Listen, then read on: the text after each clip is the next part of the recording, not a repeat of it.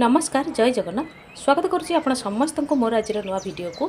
तो आज वीडियो में बनवाक जाऊँगी अंडा आलूर झोल। ताले मुझे केमती बनाऊँगी आपण मैंने मो चैनल सहित जोड़ी होकर रुहतु और वीडियो को प्रथम शेष पर्यंत देखूँ।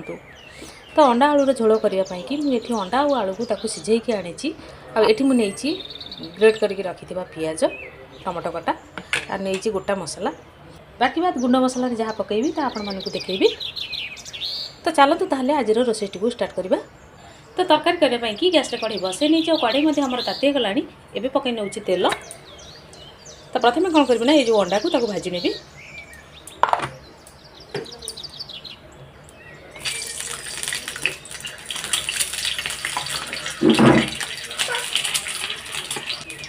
पकई नौ गोटे चुटकी हलदी गुंड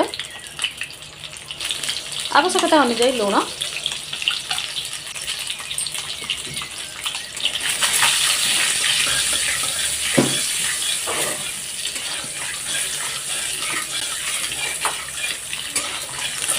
अंडा को बेसी भाजवा किसी भी दरकार नहीं बस हल्का ही भाजी नेबी। एबे अंडा आमर भाजी हो जाइए एबे ताकू प्लेट रे काढी नउची।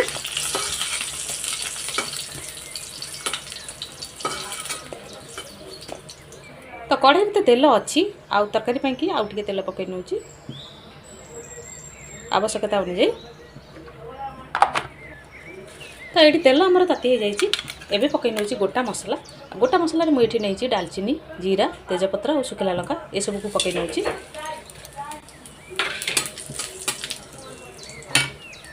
जीरा आमर फुटी आसला एबे पकई नउची ग्रेट करके रखी पियाज।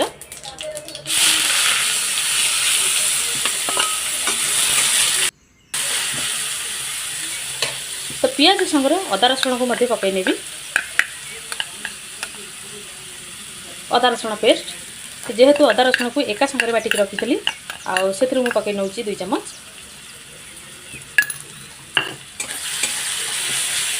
एबे पियाज और अदा रसुण को भलसे भाजी नेबी।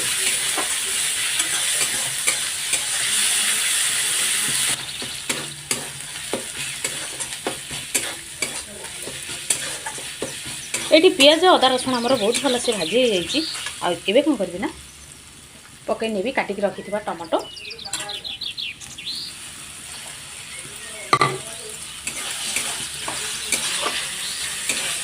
टमाटो को पकई सारा पर पकई नेबी किसी गुंड मसला आ गुंड मसला मुझे नहीं 2 चम्मच मीट मसला गुंड गोटे चम्मच लंका गुंड गोटे चम्मच आधा चम्मच नहीं हलदी गुंड गोटे चम्मच काश्मीर रेड चिली आ नहीं स्वाद अनुसार लुण ये सब को मुझे एका संगे पकई नेबी।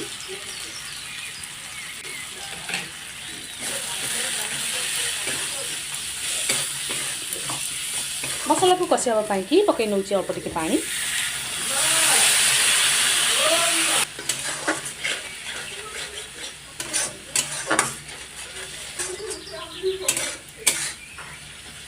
मसला में तेल छाड़ा जाए मसला को भल से कषि नेबी।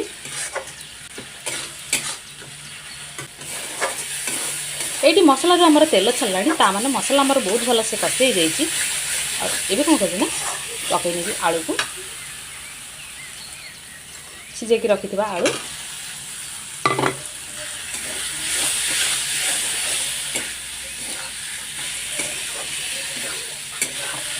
एथिरे अंडा को मध्य पकई नेबी।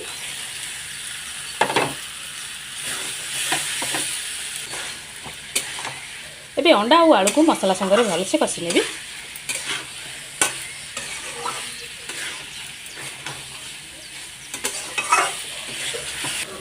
तो अंडा और आलू को मसला संगे तो भल से कषि नहीं आबे कौन करबी ना पकई नेबी तरकारी ପାଇଁ कि पानी जेहेतु मत तरकारी झोल रखार अच्छी तो से मत जी पानी दरकार से ही दे दूँगी। तो आपण मैंने निज निज हिसाब रे ही देवे पानी।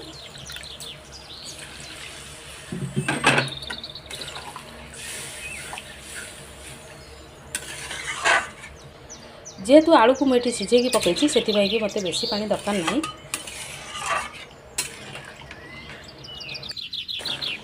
एबे तरकारी को 4 ରୁ 5 मिनट पर्यंत फुटिया कि छाड़देवी।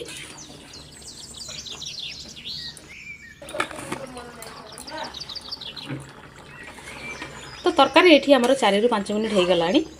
जेहेतु तरकारी मत झोल रखार अच्छे से मत जी दरकार से ही रखी। आबे लास्ट रे पकई नौ गरम मसला गुंड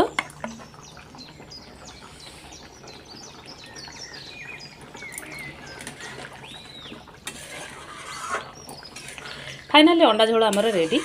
आशा करुँच आपको भिडियोटी निहाती भल लगी आ जदि भल लगी था लाइक कमेंट शेयर करने को जमारू भूलु ना। चैनल नुआ थे सब्सक्राइब करने को भूलु ना। रोचे नमस्कार, पुणी देखा गोटे नुआ भिडियो।